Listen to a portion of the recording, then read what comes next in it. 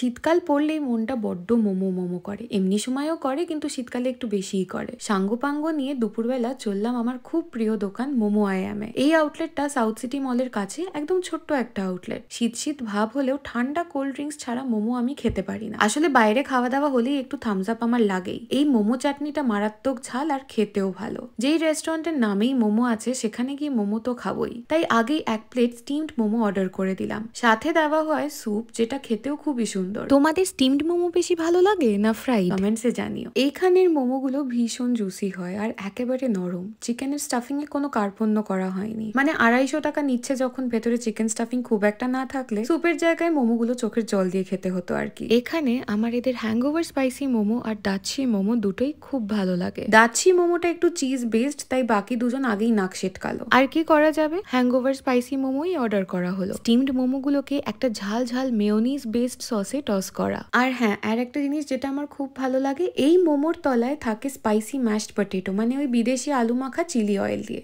উফ, দারুন দারুন। এরপর টেবিলে চলে এলো ড্রামস অফ হেল আর dan dan noodles. Drums of hell এর নাম শুনে আর রং দেখে মনে হবে একেবারে ঝালে জ্বালিয়ে দেবে মুখটা, কিন্তু তা মোটেও নয়। তেমন আহামরি কিছু ঝাল নয়, তবে সসটায় সবকিছুর ব্যালেন্স ভারী সুন্দর। একটু মিষ্টি, একটু ঝাল, তারপর ড্রামস্টিক গুলো খুব ভালোভাবে ভাজা, মানে একেবারে ক্রিস্পি। আমার তো বরাবরই খুবই ভালো লাগে। ড্যান ড্যান নুডলস আমার নেওয়ার খুব একটা ইচ্ছা ছিল না, কারণ নুডলস বা ফ্রাইড রাইস মোমো আইএম থেকে সেরম একটা ভালো লাগে না। তবে এটা খারাপ ছিল না। চিলি অয়েল, শেজওয়ান অয়েল এইসব দিয়ে টস করা, ভালোই লাগলো আর কি। শেষ পাতে ছিল cheese cake with ice cream. Cheese কেকটা একটু ফ্রোজেন ফ্রোজেন ভাব। খেতে ভালো হলেও চিজ কেকে যে স্মুথনেসটা থাকা দরকার সেটা তেমন ভাবে আমি পাইনি। এর থেকে অনেক ভালো চিজ কেক খেয়েছি আমি আগে। মোমো আইএম এর সল্টলেক আউটলেটের চিজ কেকটা কিন্তু ভালো, 2-3 বছর আগে ট্রাই করেছিলাম। এখন কিরম আছে ঠিক বলতে পারবো না।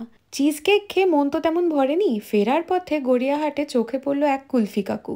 সব কুলফি তখন শেষ, একটাই ছিল, তাই কাকু খুব সুন্দরভাবে একটা কুলফিকেই দুভাগ করে দিলেন আমাদের।